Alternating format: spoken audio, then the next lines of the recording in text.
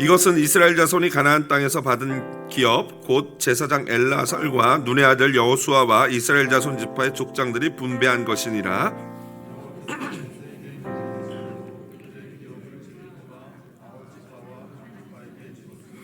이는 두 지파와 반 지파의 기업은 모세가 요단 저쪽에서 주었으며 레위 자손에게는 그들 가운데서 기업을 주지 아니하였으니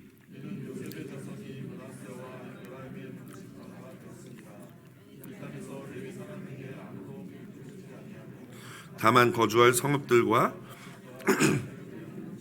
다 같이요 이스라엘 자손이 여호와께서 모세에게 명령하신 것과 같이 행하여 그 땅을 나누었더라. 아멘. 오늘 본문 말씀 가지고요 나의 영원하신 기업이라는 제목으로 말씀의 은혜 나누도록 하겠습니다. 여호수아서의 전반부는요 1장부터 12장을 전반부라고 보는데요, 이 전반부는 전사적인 하나님의 이야기가 등장하고 있습니다.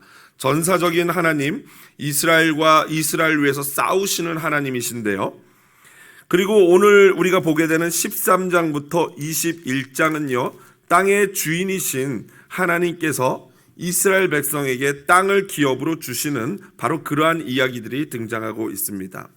이것은 이미 여호수아서를 시작하면서 하나님께서 여호수아에게 내린 명령이기도 합니다. 그리고 지난주에 살펴봤던 11장 마지막 부분 23절에 나왔던 바로 마지막도 이 여호수아에게 주신 명령을 우리에게 되새겨 줍니다. 여호수아서 11장 23절 한번 같이 화면 보면서 읽어보도록 하겠습니다. 이와 같이 모세에게 말씀하신 대로 그 온 땅을 점령하여 이스라엘 지파의 구분에 따라 기업으로 주매 그 땅에 전쟁이 그쳤더라 라는 말씀입니다. 여기서 보면은 두 가지 명령이에요. 모세에게 말씀하신 대로 그 온 땅을 점령하고, 그 다음 두 번째는 이스라엘 지파의 구분에 따라 기업으로 주매, 이 두 가지 명령을 여호수아가 수행했던 것입니다. 그런데 이 부분을 보면요 온통 지파 이름과 땅 이름, 지파 이름과 땅 이름 이런 것들이 나옵니다. 그러면 모처럼 내가 올해는 반드시 성경 통독을 하리라 결심하셨던 분이 이런 곳에 부딪히게 되면 위기가 오죠. 이거 내가 계속 읽어야 되나? 아니 우리 동네는 사는 동네도 아닌데 이 땅 이름을 내가 알아서 무엇하나 하는 위기가 닥쳐옵니다. 도대체 하나님은 왜 이런 글을 이 성경에다가 이렇게 버젓이 기록해 주셨을까요? 하나님께서는 이스라엘 지파에게 주신 땅을 기업으로, 유산으로 주신 땅을 제비 뽑아 나누게 하셨고 그것들을 여기다 이렇게 기록해 놓으신 것입니다. 그러니까 우리와는 상관이 없을지는 모르겠지만 그 이스라엘 사람들의 입장에 보면은 이게 어떤 역할을 하고 있냐면요 일종의 땅 문서예요. 여러분 땅 문서가 중요합니까? 안 중요합니까? 굉장히 중요하죠. 땅 문서만큼 중요한 게 어디 있겠습니까? 사실 이런 하나님께서 명령하시고 약속하셨던 것이 이처럼 정확하게 우리에게 분배되고 점령되고 이루어졌다라는 것을 보여주는 부분이 바로 이 여호수아서 후반부 13장부터 21장이다라는 거예요. 그래서 송병현 교수님은요 여러 교수님들의 말을 인용하여서 이렇게 이야기합니다. 그러므로 하나님의 신실하심을 증언하는 이 섹션이 진정한 의미에서 여호수아기의 가장 핵심이라고 할 수 있다. 그만큼 하나님의 약속하신 것이 약속하신 대로 이루어졌다라는 것을 보여주는 구간이기 때문에 그만큼 중요하다라는 것입니다. 여러분, 가나안 땅을 정복하는 것이 어려웠을까요? 땅을 분배하는 것이 어려웠을까요? 아마 생각하면은 아무래도 전쟁하는 게 어렵겠지라고 생각하실 수도 있을 것입니다. 하지만 땅을 정복하는 것만큼 땅을 분배하는 것도 만만치 않은 일이었습니다. 여러분 생각해 보십시오. 형제들끼리 부모님의 유산을 분배하는 과정에서 그 과정에서 수많은 잡음들이 발생하는 게 왜 그렇습니까? 그만큼 그 일이 쉽지 않기 때문이죠. 마찬가지예요. 이 하나님이 기업으로 주신 유산, 땅을 나눔에 있어서 여러 가지 서로 문제가 있을 수 있는 것입니다. 오늘 여러분 보시면은 이 구역을 발표하고 있지 않습니까? 여러분, 이 일을, 구역을 나누는 일이 쉬웠을까요? 어려웠을까요? 맞습니다. 한 달 동안 엄청 머리 싸매고 고생했어요. 제가 구역을 나눌 때 딱 한 가지 원칙, 가장 우선적이고 가장 중요한 원칙을 하나 세웠는데 그게 뭐냐면요. 이 성도님이 이 구역에 갔을 때 가장 신앙생활을 잘하고 기쁨을 누리고 즐거워할 수 있는 구역으로 보내드려야겠다. 이분의 성향을 파악하고 구역원들과 구역장들의 성향과 지역, 이런 나이, 이런 것들을 다 고려해서 이분이 가장 행복할 수 있는 구역을 내가 짜야겠다라는 이 한 가지 목적이었어요. 그래서 이걸 가지고 구역을 짜다 보니까 너무너무 힘든 거예요. 왜냐하면 이게 그냥 산수처럼 답이 툭툭 나오는 게 아니기 때문에 온갖 것들을 다 생각해야 하기 때문에 굉장히 어렵습니다. 그래서 사실 이렇게 고민하고 했다 해도 솔직히 또 개인은 본인의 입장만 생각하시기 때문에 분명히 불편할 수 있는 부분이 있어요. 그러면 여러분 고민하지 마시고 좀 해보시다가 오셔도 되고, 아니면 저에게 오셔서 말씀하십시오. 이런 부분이 좀 곤란합니다, 어렵습니다 라는 부분 말씀하시면 제가 그게 합당하고 합리적이라면은 당연히 그 의견을 수용하도록 할 테니까요. 주저하지 마시고 찾아오시기를 부탁을 드립니다. 여러분, 이렇게 작은 조직을 나누고 분배하는 것도 사실 어려운 일인데 생각해 보십시오. 한 민족, 한 국가를 나눠서 이렇게 주는 거예요. 거기 불평과 불만이 없었을까요? 실제로 이 여호수아서 뒤쪽을 보면요, 여호수아에게 어떤 지파는 더 많이 달라, 어떤 지파는 더 적게 달라, 막 이러면서 컴플레인하는 것을 우리는 실제로 볼 수 있습니다. 그러니까 가나안 정복 전쟁은 이미 끝났지만 아직도 여전히 가나안을 정복하는 일은 계속 진행 중이었던 것이죠. 여호수아서 저자는요 11장 23절에 이렇게 얘기했어요. 끝을 보니까, 맨 끝에 보니까 그 땅에 전쟁이 그쳤더라. 그 땅에 전쟁이 그쳤다라고 지난주에 분명히 말했어요. 그런데 오늘 13장 1절을 보시면요, 얻을 땅이 매우 많이 남아있다라고 얘기해요. 도대체 어떤 말이 맞는 겁니까? 그 땅을 다 정복했다는 거예요? 아니면 정복하지 못했다는 거예요? 둘 다예요. 이것이 바로 무엇이냐면요, 가나안 전쟁은 이미 승리한 전쟁이에요. 이미 이스라엘이 가나안 땅에 온 주요 나라들을 다, 주요 민족들을 다 정복하고 이겼어요. 깃발 꽂았어요. 하지만 그렇다고 해서 거기에 있는 모든 민족들이 다 사라진 게 아니에요.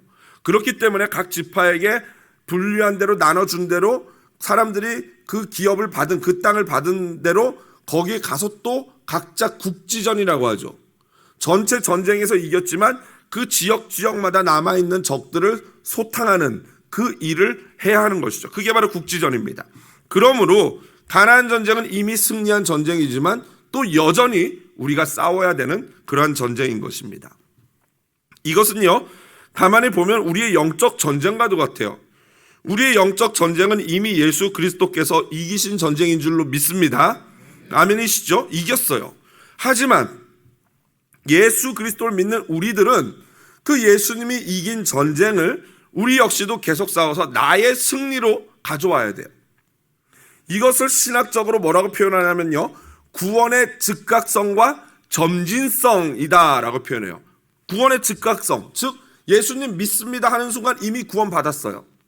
하지만 거기서 끝이 아니에요. 계속해서 점진적으로 구원을 이루어 가야 돼요. 그래서 사도 바울이 두렵고 떨림으로 구원을 이루라 라고 말한 거예요. 이미 구원을 받은 자들에게.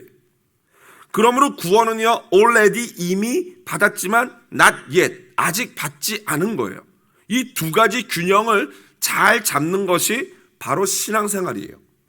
이미 예수님을 믿어 구원 받았지만 여전히 우리는 구원을 향해서 나가는 순례자다. 이게 신앙생활입니다.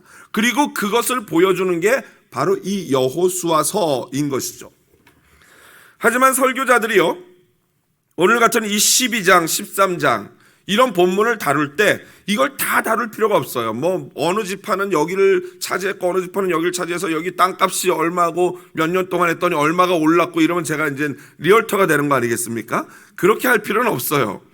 다만 어느 정도, 어느 지역에 어느 지파가 위치하게 됐는지 정도만 여러분 아시면 될 거예요. 그래서 지도 한번 보면서 간단하게 설명드리겠습니다. 자, 보시면요, 이게 이제 이스라엘 12지파인데요. 보시면 이게 여기가 긴네렛 호수 갈릴리 호수예요. 갈릴리 호수고 이 갈릴리 호수로부터 쭉 흐르는 게 요단강이고 여기가 바로 염해, 데드시, 사해라고 하는 곳입니다. 그냥 요단강을 중심으로 이스라엘은 동쪽과 서쪽으로 나눠져 있고요. 동쪽에 있는 지파가 첫 번째 야곱의 첫째 아들이지만 장자권을 잃어버린 루벤, 갓, 그 다음에 므낫세가 있어요. 근데 여러분 이스라엘 지파와 이스라엘의 12아들은 조금 차이가 있어요. 이스라엘의 12아들 중에서 지파에서는 2명이 빠집니다. 그게 누구예요? 요셉하고 레위예요. 레위는 이따가 말씀드리겠지만 제사장이기 때문에 빠집니다. 그런데 요셉은 빠졌다기보다는 야곱이 요셉을 자기의 장남으로 생각했어요. 그래서 2몫을 줍니다. 요셉에게 땅을. 그래서 2몫을 갖게 된 게 바로 이 므낫세와 에브라임이에요. 므낫세와 에브라임은 누구 아들이겠습니까? 요셉의 2아들이에요. 그런데 에브라임이 둘째고 므낫세가 첫째인데 여러분 크로스 축복 기억하시죠? 야곱이 축복을 할 때 크로스로 축복해서 에브라임이 장자권을 갖게 되는 거예요. 그래서 12지파 중에 누가 장자 지파냐면 에브라임이 장자 지파예요. 그리고 이 에브라임 지파가 굉장히 이 이스라엘 12지파의 영향력을 행사합니다. 그리고 이 므낫세의 반지파라고 하는 것은 반이 다른 게 아니라 해프예요. 반으로 잘렸다. 그래서 므낫세는 이 넓은 영토를 갖고 있으면서도 이 에브라임 지파, 므낫세 지파가 굉장히 영향력을 이스라엘에게 행사합니다. 이 동쪽에는 므낫세 반지파와 갓, 르우벤 지파가 있었고요. 나머지 단, 납달리, 아셀, 이사갈, 스불론, 므낫세 또 다른 반, 그 다음에 에브라임, 베냐민, 단, 유다가 이 가장 척박한 땅을 갖게 되고 그 안에 시므온이 있습니다. 이게 12지파의 분포도입니다. 이 정도만 이렇게 돼 있구나. 2지파 반은 오늘 읽었던 본문에 나오는 거예요. 2지파 반은 오른쪽에, 요단강 동쪽에, 나머지 9지파 반은 이 왼쪽에 있구나만 아시면 되겠습니다. 저는 바로 이러한 본문들을 여러분들과 함께 나눌 때 이제 앞으로는 중요한 몇 구절들을 집중적으로 살펴보면서 말씀드릴 거예요. 예를 들자면 먼저 오늘 같은 경우는 13장 1절입니다. 한번 같이 읽어보겠습니다. 13장 1절 화면 보시든지 성경 보시든지 함께 읽어보겠습니다.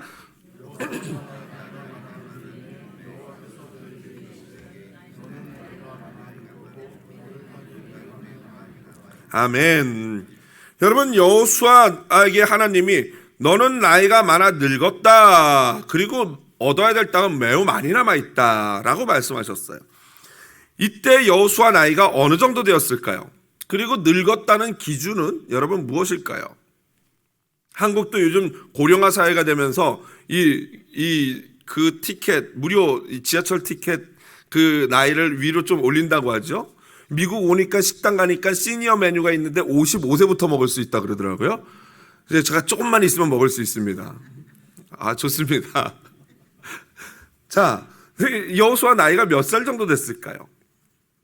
학자들마다 다 달라요. 어떤 학자는 갈렙과 똑같은 85세다. 아니다. 어떤 학자는 아마 90에서 100세. 그런 어떤 주석가들은 그렇게 얘기하고요. 어떤 학자는 아예 콕 집어서 104세다라고 얘기하는 분들도 계셔요.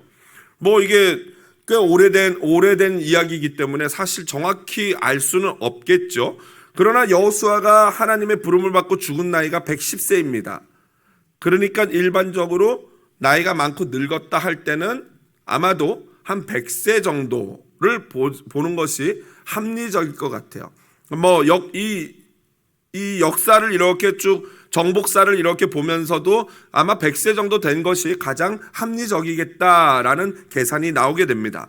여하튼 이 100세에 놓인 여호수아가 30-40년의 정복 전쟁을 마치고 이제 땅을 각 지파로 분배한 다음에 그 지파에 가서 다시 또 지역전, 좁은 그 지역에서 전쟁을 감당하기에는 사실은 이제 나이가 많아 보입니다. 그래서 여러분 이후의 리더십은요 자연스럽게 어떻게 흘러가냐면요 아론의 아들인 제사장 엘리아살이 등장하게 됩니다. 여태까지는 여호수아가 명령했다라고 계속 나오다가 13장 이후에는요 보면은 오늘 우리가 읽었던 본문도 1절도 보면요 14장 1절도 보면 제사장 엘르아살이 먼저 나옵니다. 그리고 나서 눈의 아들 여호수아와 이렇게 나와요. 이때부터 계속 이 순서로 나와요. 엘라살과 여호수아가, 엘라살과 여호수아가. 그 다음에 나중에 20장 뒷부분에 가면요, 엘라살과 엘라살의 아들 비느하스가 나옵니다. 제사장이죠. 그러니까 아론의 손자 비느하스죠. 그러니까 이것은 무엇을 보여주냐면요, 사실 엘라살도 이때 나이가 많습니다. 여호수아보다 비슷하게 나이가 있는데, 이 엘라살이 먼저 등장한다는 것은 지금 이제 땅을 분배하는 이 과정은요, 전쟁보다는 좀 더 영적이고 종교적인 의미가 있다는 사실을 부여하고 있는 거예요. 이건 굉장히 영적인 부분이다라는 것이죠. 그래서 제사장인 엘라살이 나오고 그 뒤에 이제 비느하스, 그 아들 비느하스 제사장이 등장하는 것은 이제는 자연스럽게 세대 교체가 이루어진다라는 그런 의미인 것입니다. 여러분, 사람은 누구나 나이가 듭니다. 그렇죠? 그리고 그 누구도 그것을 막을 수 없습니다. 막으려 해서도 안 되고 막을 수도 없습니다. 제가 좋아하고 우리 복음주의의 위대한 학자인 존 스토트 목사님은요, 노년에 굉장히 당황스러운 경험을 하게 되었습니다. 움직임이 둔해지다 보니까 집에서 잘못 움직이다가 그만 미끄러져서 넘어지게 되었고 큰 부상을 입어서 병원에 장기간 입원을 하게 되었습니다. 그 존 스토트 목사님이 마지막으로 쓴 책이 바로 제자도, 제가 얼마 전에 인용했던 Radical Discipleship이라는 그 책인데요, 우리 한국말로는 그냥 제자도라고 번역이 됐는데, 그 제자도 책을 보면요, 자신의 그때의 경험을 적어놓고 있어요. 그리고 자신을 도와주었던 지인이 자기를 보면서 자기에 대해서 쓴 글을 인용해서 말하고 있는데요, 그 지인에 의하면요, 집으로 돌아온 존 스토트 목사님은요, 한참 동안 어린아이처럼 울었다고 합니다. 왜 울었을까요? 집으로 돌아오신 그 유명하고 위대한 학자가 혼자서 엉엉 울었대요. 한참 동안. 왜 울었을까요? 여러분, 그 마음이 이해되십니까? 저는 조금 이해가 돼요. 제가 노인이어서가 아니라 암만 해도 사람의 마음을 생각하고 다루는 목회를 하다 보니까 그 존 스토트 목사님의 마음이 어떤 것이었을지 이해가 되더라고요. 여러분, 노년이 되면은 자연스럽게 몸이 쇠약하게 되죠. 몸이 쇠약하게 되다 보면 자연스럽게 마음도 약해지게 됩니다. 그런데 그 위대하고 온갖 이 온 세계를 다 존경받던 그런 학자가 한순간에 육체가 무너지면서 병원에 입원하게 됐어요. 오랜 기간 동안 병원에 지내면서 어떤 일이 있었겠습니까? 자기 혼자서 화장실도 못 가요. 그 지식인과 그 훌륭한 분이 누군가의 도움을 받지 않으면 자기의 대변 소변조차 해결하지 못하는 그런 상황이 되다 보니까 얼마나 마음이 힘들겠습니까? 정신은 온전한데. 그러다 보니까 집으로 돌아와서 어떻게 보면 일종의 수치심, 아니면 부끄러움, 아니면 인생에 대한 또 다른 어떤 면을 보게 되면서 그렇게 울게 됐던 거죠. 그러면서 그분은 오히려 그것에서 더 큰 어떤 인사이트, 깨우침을 얻은 것 같아요. 그의 책 제자도 7장의 의존이라는 챕터에서 그분은 이렇게 말합니다. 다른 사람에게 의지하지 않으려는 것은 성숙이 아니라 미성숙의 표시다. 그 전까지 본인이 그러셨겠죠. 누구에게 의지할 필요 없다, 그런 거죠. 그런데 이제 봤더니 그건 성숙한 게 아니라 미성숙한 거래요. 우리 인생을 향한 하나님의 계획은 우리가 의존적인 존재가 되는 것이다. 그리고 그럴 수밖에 없습니다. 여러분, 생각해 보십시오. 이렇게 얘기합니다. 우리 대부분은 다른 사람의 보살핌과 보호에 전적으로 의지하여 이 세상에 들어왔다. 여러분, 이 가운데 적어도 지금 이 자리에 살아 숨쉬는 분은요, 적어도 3년 전적으로 누군가의 적극적인 보살핌을 받았다는 증거입니다. 맞죠? 우리 인간은 태어나자마자 누군가가 대소변을 가려주고 먹을 것을 챙겨주지 않고 입혀주지 않고 씻겨주지 않으면요, 생존할 수 있는 사람은 한 사람도 없어요. 그건 뭐냐면 우리가 절대적으로 누군가를 절대적으로 의존해서 겨우 살아났다는 거예요. 그렇게 살아난 사람은 이제 어떻게 됩니까? 두 번째, 다른 사람이 우리를 의존하는 인생의 단계를 거쳐 지금 여기 계신 대부분의 사람이 바로 이 두 번째 단계죠. 내가 누군가를 보살펴줘요. 누군가를 도와줍니다. 저희 집에도 6명이나 저를 의존하는 아이들이 있어요. 거기다 한 명 더 저를 엄청 의존하는 분이 계시고, 저 역시도 이렇게 기대고 있고요. 그리고 이제 마지막 단계가 어떻게 됩니까? 다른 사람의 사랑과 보살핌에 전적으로 의존하여 이 세상을 떠나게 됩니다. 한 사람도요, 자기 스스로 장례를 치를 수 있는 사람은 이 세상에 아무도 없어요. 여러분, 아무리 잘난 사람도요, 내가 내 장례를 치를 수 있는 사람은 없다고요. 보통 우리는 이렇게 얘기하죠. 나는 목사님 누구에게도 나중에 짐 되고 싶지 않습니다. 그런데 어떡합니까? 하나님이 우리를 설계해 놓기를 누군가에게 짐이 되도록 설계를 해 놓으셨다는 거예요. 그러니 이걸 자꾸 부정하려고 하면 힘이 들어지는 거죠. 하나님이 그렇게 만들어 놓으셨는데 우리가 짐이 되기 싫다고 하면 그게 말이 되겠습니까? 안 된다니까요. 그래서 사도 바울은 우리에게 이렇게 말했어요. 갈라디아서 6장 2절 한번 같이 읽어보겠습니다. 너희가 짐을 서로 지라. 서로 짐을 안 지어주려 하는 게 아니라 짐을 맡길 수밖에 없다니까. 언젠가는. 아무리 싫어도. 그렇게 하는 것이 그리스도의 법을 이루는 것이래요. 여러분, 더 충격적인 말씀을 드릴까요? 심지어 우리 예수님도요, 갓난아기로 태어나 살면서 죽으심으로 전적으로 피조물의 짐이 되신 적이 있어요. 마리아의 짐이 되셨어요. 마리아의 짐이 되셔서 전적으로 그 돌보심을 받았다는 것이죠. 하나님이신 예수님께서. 그렇습니다. 그러므로 우리는 하나님을 의존하고 살아야 하고 또 서로를 의존하면서 살아야 하는 그러한 존재입니다. 이것이 사랑이고 바로 이것이 저와 여러분의 인생의 실체인 것입니다. 그래서 여러분, 우리에게 중요한 건 뭐냐면요, 우리의 믿음을 유산으로 다음 세대에게 전달해야 하는 것입니다. 왜 그렇습니까? 우리의 이 영적인 싸움은 그냥 우리 때에서 끝나는 게 아니고 계속 이어지는 싸움이에요. 여러분, 모세가 죽었어요. 여호수아도 죽었습니다.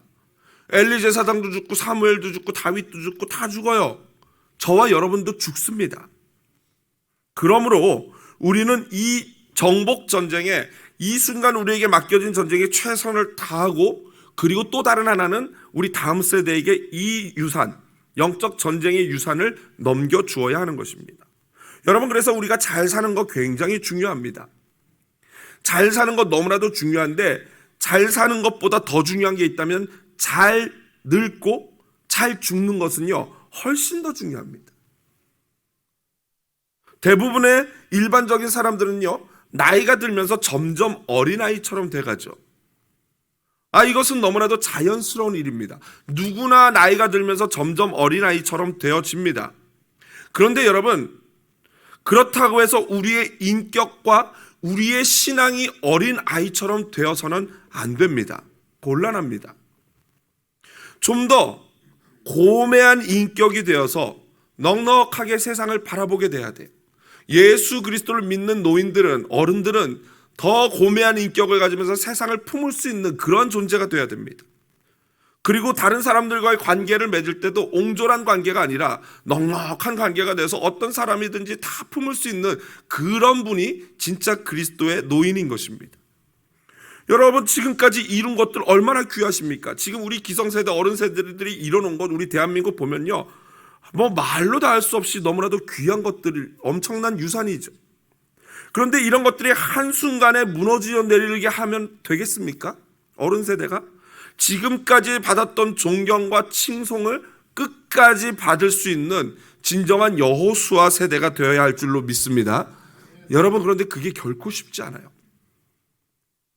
그래서 여러분, 노년이 될수록 더 정신과 인격과 우리의 영성 관리가 중요하고 진짜 이게 필요하구나를 제가 절실하게 느끼는 것입니다.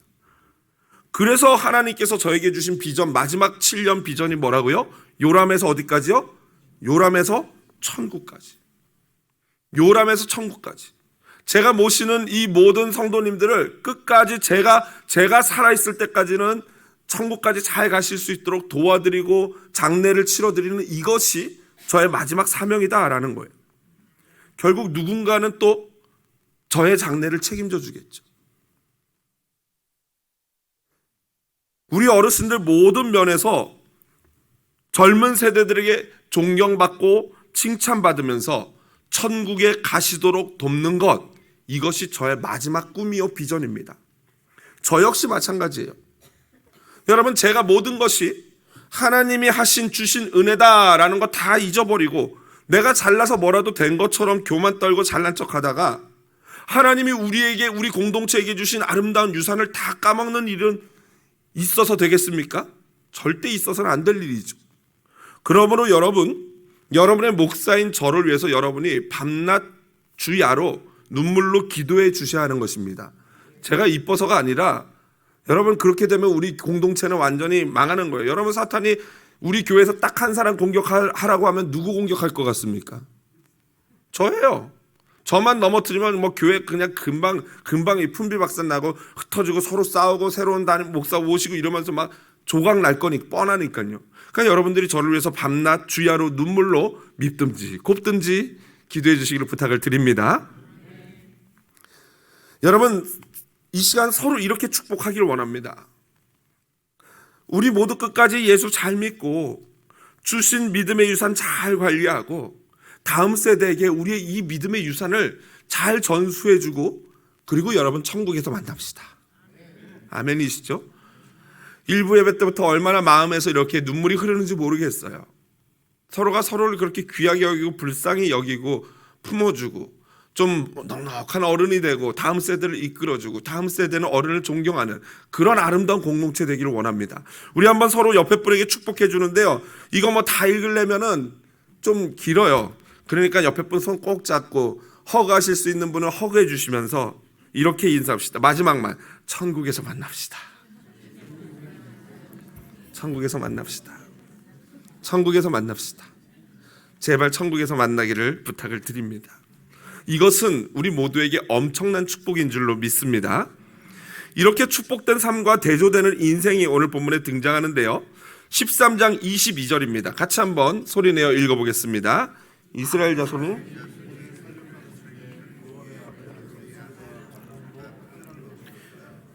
여러분, 이것은요 민수기 22장 22장부터 24장에 나오는 발람 선지자의 이야기입니다. 이 선지자라고 해서 다 여호와 하나님을 믿는 자가 아니에요. 이 사람은 점술가고 토테미즘 신앙이 있는 이방 선지자예요.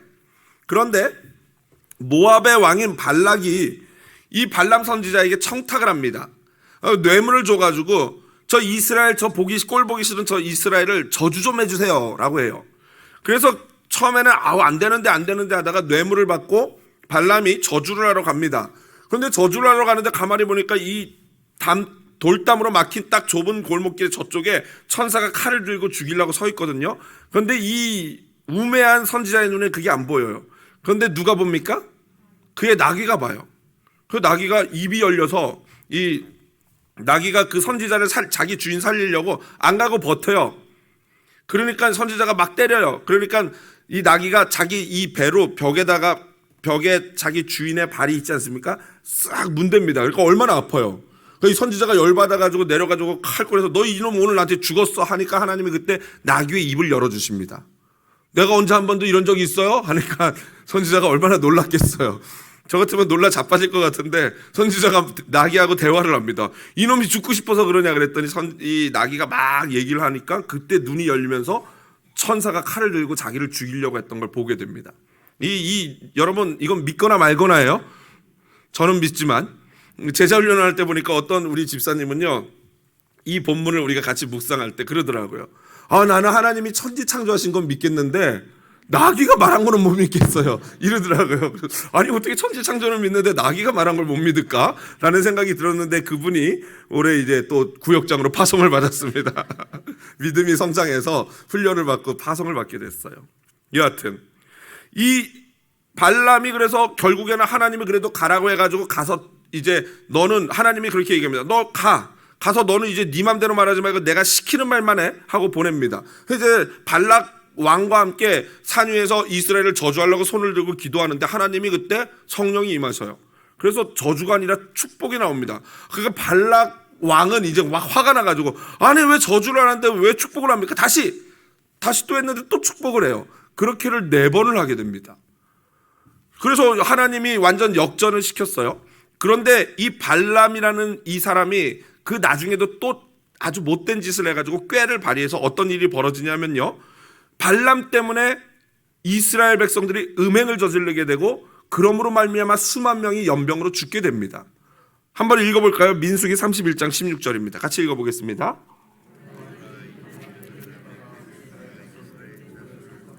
여호와 앞에 범죄하게 하여 여호와의 회중 가운데 연병이 일어나게 하였느니라. 그 가난한 여성들을 통해서 음란하게 꼬드겨가지고 이 이스라엘 백성이 범죄하게 하고 그 덕분에 수만 명이 죽게 된 것입니다. 원수죠. 이런 악한 자 어떻게 됐을까요? 가나안 정복 전쟁 중에 바로 오늘 본문 13장 22절에 그 발람이, 점술가 발람도 이때 어떻게 돼요? 하나님의 심판을 받게 된 줄로 믿습니다. 세상의 물질의 노예가 된 자의 최후가 이거예요. 다른 사람들의 음행과 죄악의 길, 다른 사람들을 음행과 죄악의 길로 인도한 자의 최후가 바로 이것입니다. 여러분, 우리의 유산은요, 결코 눈에 보여지는 물질이나 세상적인 것들이 아님을 알아야 할 줄로 믿습니다. 이 대를 잇는 전쟁, 그렇다면 미국에 살고 있고 벌써 이게 뭐 한 3,500년 전에 일어났던 3,000년 전에 일어났던 일인데, 그렇다면 이 대를 잇는 전쟁, 지금 미국에 살고 있는 우리는 어떻게 해야 되는 전쟁입니까? 실제로 이스라엘과 팔레스타인, 블레셋의 후손들이죠. 이스라엘과 블레셋, 이 사람들은요, 대를 잇는 전쟁을 아직까지도 하고 있어요. 아직까지도. 여러분, 얼마 전에 왜 튀르키예 지진이 났잖아요. 그 주간에도 이 사람들은 서로 미사일 쏘고 막 그랬어요. 그럼 우리도 그 전쟁에 참여해야 되는 것입니까? 아니죠. 우리의 전쟁은 혈과 육에 관한 것이 아닌 줄로 믿습니다. 우리가 싸워야 하는 것은 영적인 전쟁이에요. 그래서 매튜 헨리 목사님은 이렇게 말했습니다. 같이 한번 읽어보겠습니다. 만일 나중에 이스라엘이 게으름에서든지 두려움에서든지 혹은 우상 숭배자들에 대한 연민에서든 조용히 앉아 그들을 그냥 내버려 둔다면 그들이 쫓겨나지 않는 것에 대해 하나님을 비난할 것이 아니라 스스로를 비난해야만 한다. 우리는 우리의 구원을 이루어야 한다. 그러면 하나님이 우리 안에서 또 우리와 함께 하실 것이다. 우리는 우리의 영적 원수들을 대적해야 한다. 그러면 하나님이 그들을 우리 발 아래 밟히게 하실 것이다. 우리는 그리스도인으로서 우리의 영적 사역과 전투에 나가야 한다. 그러면 하나님이 우리 앞에 나가실 것이다. 앞부분 다시 한번 볼게요. 무슨 말입니까?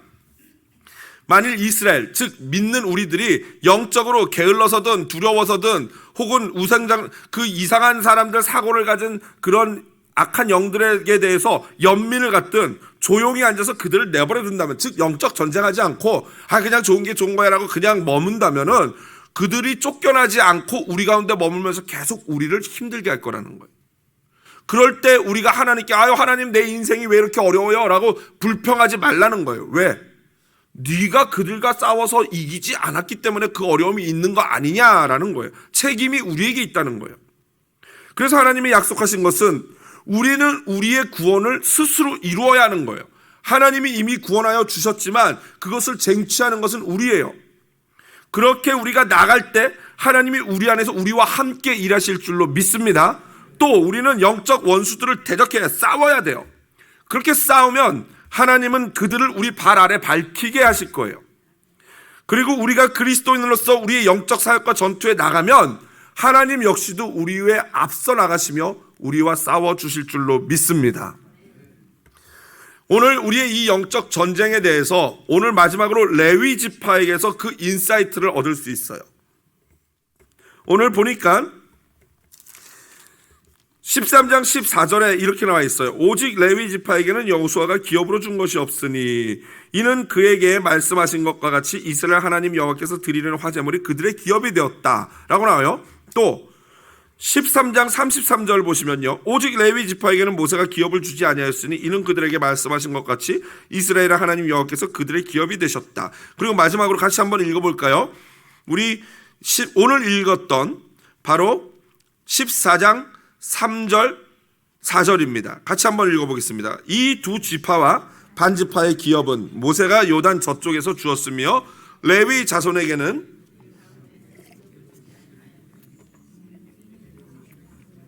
므낫세와 에브라임의 두 지파가 되었습니다. 이 땅에서 레위 사람에게 아무 분깃도 주지 아니하고 다만 거주할 성읍들과 가축과 재산을 위한 목초지만 주었으니. 아멘. 아까도 말씀드렸지만 레위 지파는 하나님으로부터 유산, 땅을 받지 못했어요. 왜냐하면 그 이유는 그들의 기업, 그들의 유산, 그들의 땅은 이 땅이 아니라 누구예요? 여호와 하나님인 줄로 믿습니다. 그들의 기업은 여호와 하나님이고 화제물, 그들이 예배드리는 그 제물이고 그들의 제사장 직분이 그들의 기업이래요. 그러니까 결국 이 세상 것, 만져지는 것, 우리가 욕심내는 것, 그것이 우리의 기업이 아니라 여호와 하나님을 추구하고 구하고 붙들고 하는 것, 그것이 저와 여러분의 기업이라는 거예요. 왜 그렇습니까? 그것은요, 이 구약 시대에는 레위 지파가 따로 있었지만 이제 신약 시대로 넘어오면서 레위 지파는 없어졌어요. 레위 지파는 누구냐면요, 바로 저와 여러분들이에요. 사도 베드로께서 이것을 뭐라고 말씀하셨습니까? 너희는 왕 같은 뭐예요? 제사장이라. 두 가지 직분이에요. 왕 같은 건 유다 지파라는 거고요, 제사장이다라는 것은 레위 지파라는 거예요. 그러니까 하나님께서 우리에게 주신 직분은 정말 고결한 왕과 같은 유다 지파의 직분을 주셨고, 또한 모든 것이 이 모든 것의 주인 되시는 여호와께서 우리의 기업이다, 이 말씀을 하고 계시는 것입니다. 말씀을 정리합니다. 그렇다면은 구체적으로 저와 여러분이 추구해야 할 것이 무엇입니까? 즉 영적 레위 지파가 추구해야 될 것이 무엇이냐고요. 첫 번째로 예배예요. 여러분, 레위 지파는 뭐 하는 사람입니까? 예배 수종드는 사람, 예배, 제사장, 성막 옮기는 것. 결국에 그들의 모든 삶은요, 다른 거 아무것도 없어요. 딱 예배예요. 그들이 하나님께 드리는 그 예배로 말미암아 그들이 먹고 살았어요. 그들이 하나님을 경배할 때 나머지 사람들이 11조를 드려서 그것으로 레위 지파가 먹고 살았어요. 오늘날로 바꿔 말하면 무슨 말이에요? 여러분들이, 저와 여러분이 하나님을 섬기고 하나님을 예배할 때 하나님께서 우리를 먹고 살게 해주실 줄로 믿습니다. 그래서 여호와께서 우리의 기업이라는 거예요. 여러분, 주일날 그냥 형편되면 주일날 교회 오고 형편 안 되면 안 오고 그렇게 생각하시면 안 돼요. 레위 지파는요, 예배 목숨을 걸어야 되는 사람입니다. 그럴 때 진짜 하나님이 저와 여러분의 기업이 되시고 하나님께서 저와 여러분의 모든 삶을 책임져 주실 줄로 믿습니다. 2023년 올해는요, 딱 그냥 주일날은 떼어놓으세요. 하나님 것으로. 모든 우선순위에서 주일 예배를 최고의 위치로 놓으십시오.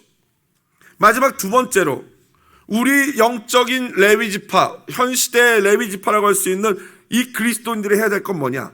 결국엔 예수 그리스도의 제자가 돼서 땅끝까지 이르러 복음을 전하는 것인 줄로 믿습니다. 여러분, 이스라엘 백성들이 기업으로 땅을 분배받은 다음에 한 게 뭐예요? 끝까지 영적으로 그들을 쫓아내고 전쟁하는 거였어요. 그런데 그걸 못한 자들은 엄청난 고통과 어려움을 당하는 게 사사기의 이야기입니다. 여러분, 그러므로 우리는 이 과정, 하나님의 영적인 기업, 곧 천국을 우리가 쟁취하는 날까지, 여호와를 우리가 여호와와 함께 만나는 그날까지 우리는 끝까지 이 영적인 싸움을 싸워야 할 줄로 믿습니다. 이미 승리한 전쟁이지만 아직 끝나지 않은 이 싸움을 끝까지 싸워서 우리로 승리하여 하나님께 영광을 돌려드리는 저와 여러분 되시기를 주님의 이름으로 축복드립니다.